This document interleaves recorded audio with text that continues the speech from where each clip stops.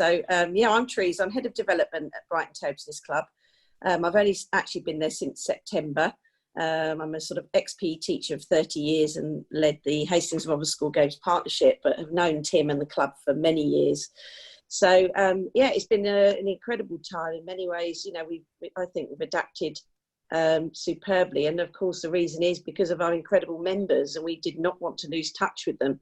So we have sort of shifted online. So almost as soon as we got word from Sport England and Table Tennis England, our governing bodies, that, you know, we needed to close the club, we went straight on to try and have as many sessions as we could online, and people adapted very quickly. So 15 sessions a week, which include the daily show. We're on day 77 today. So at 5 o'clock, me and Tim have to zip off to go and to do that. The photo on the right is the show 50, where we had over 50 members. We have special guests. We've had all the top England players. It's been a pleasure, both Paralympians, Olympians. They've all said yes. Nobody said no to coming on the show. And every week, not only have we got obviously the daily show, we've got yoga classes, fitness classes for different members. So we've aimed the fitness gold at our 50 plus members and those who've got more mobility issues. We have those on Mondays and Fridays. Our head coach, Pedro, runs incredible table tennis skills sessions at home on Saturdays, on Tuesdays, Thursdays, Fridays. And the BTTC radio with Nick Crill's been an incredible one that sort of blossomed after a couple of weeks. So, yeah, we keep a record on our upshot of who comes, and that's been superb. So, David, if you could maybe move the slide on, I'll chat away, and then I'm sure Tim will let us know if I've missed anything. So, obviously, Theresa, have you said, or are you going to say, just the numbers of people that we've had, the sort of top line? Well, that's incredible. Do you know what? I didn't make a note, so Tim, please feel free. Have you got the? Well, so we started. The club closed on the 18th of March. Yeah.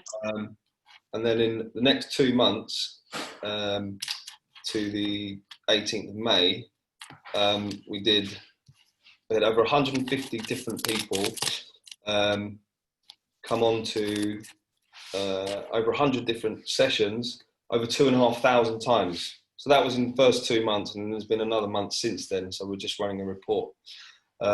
Yeah, so it's been Zoom. We've never used Zoom before.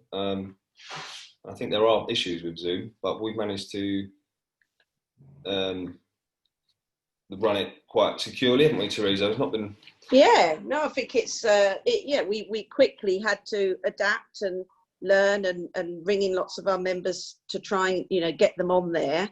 That's been one of the hardest things. But we, as many of you may know, that Brighton Table Tennis Club, I mean, our main base is in Kent Town, but we've got outreach sessions in Moulscombe, Hangleton, lots of schools, but we have all sorts of groups and some quite vulnerable people come to the club as well. So we were so important that we tried to keep in touch with them still. Personal invites, weren't they, Tim, were absolutely key to, ringing people up. Me and Anna Brooks, who run the Fitness Gold, would contact people, and everybody likes a personal invite, and that was incredible in sort of boosting people coming on. And then once they got the hang of it, have been coming ever since. We've also done things like postcards to our volunteers saying thank you, and we've kept in touch with our players in prison, the prisons we work with. They've been really appreciated. And quite quickly, Tim, didn't we set up a whole sort of cascade with our staff members and volunteers with phone calls to all our members just to check they're all okay. But the Zoom daily session, I mean, it has been just unbelievable what we've uncovered, hasn't it, Tim, of people's talents and what people have shared. It's not just table tennis and bat and ball skills, but we've had poetry, art, photography, singing, cooking, music, dance. It's just been absolutely unbelievable of what's been shared and the talents we've unearthed of people amongst our members. So yeah, that's been really, really special. Anything to add to that one, Tim? No, nothing. That was perfect. Lovely. So if we go on to the next slide then, David. Obviously, one of the things that the other thing, the club, we can't be playing table tennis there. As many of you may know, we have the Real Junk Food Project next door, linked with the church, where our Kent Town Club is based. And very quickly, Tim and the team realised that we could become a food hub during lockdown. So the picture you can see there of one of the amazing volunteers, Dan Peters, there's no table tennis clubs. Oh, you've clicked together, thank you. Has no table tennis tables. They've all been packed into a corner at the moment. But we have lots of vulnerable members that needed food parcels, but not just members. We were then getting recommendations of other people in the community, and obviously have worked with all these other projects. And this has been a real lifeline, not only obviously to the people that are getting the deliveries, but also I think we have 77 volunteers, don't we, Tim, on the last count from Charlie. And for many of them, they're used to helping at table tennis sessions every week, whether it's with the after school club or our other groups, special needs groups, and really they were missing that as well. So it's been great for the volunteers to still get stuck into something, you know, really important for them as well. And that's been serving, well, there's 300 beneficiaries a week of the food hub. That's meals and food parcels, collection and delivery.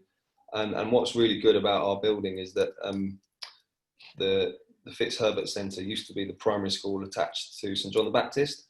And in 2 weeks, the food hub that is currently in our table tennis hall is going to be moved around into part of the parish hall.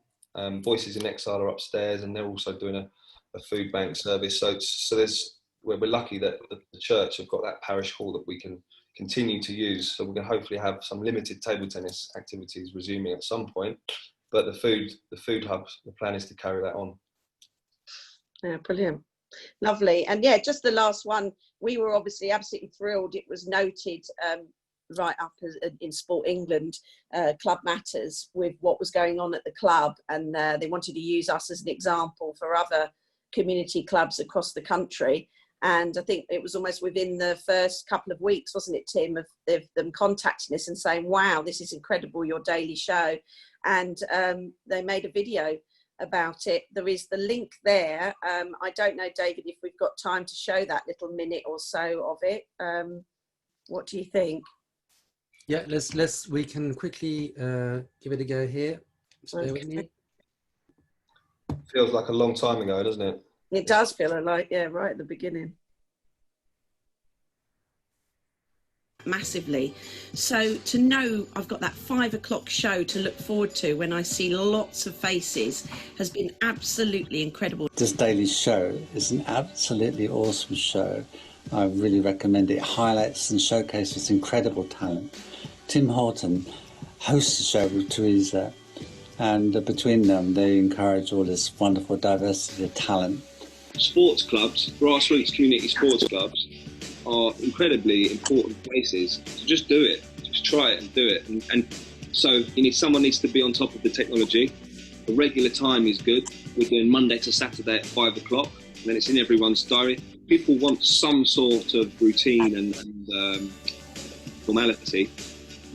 And then, amongst a little planning committee, can organise with the content. Make it about co-production and give people an opportunity to contribute, and you never know, they'll surprise you. We are.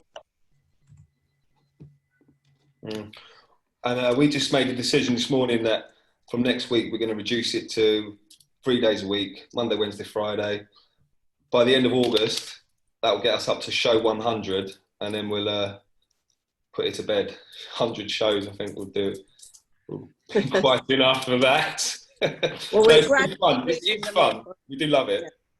Yeah, and it's been a lifeline to people, and I think. But as now we can start playing on outdoor tables and things will gradually get back. But it's been fantastic and a way of keeping in contact.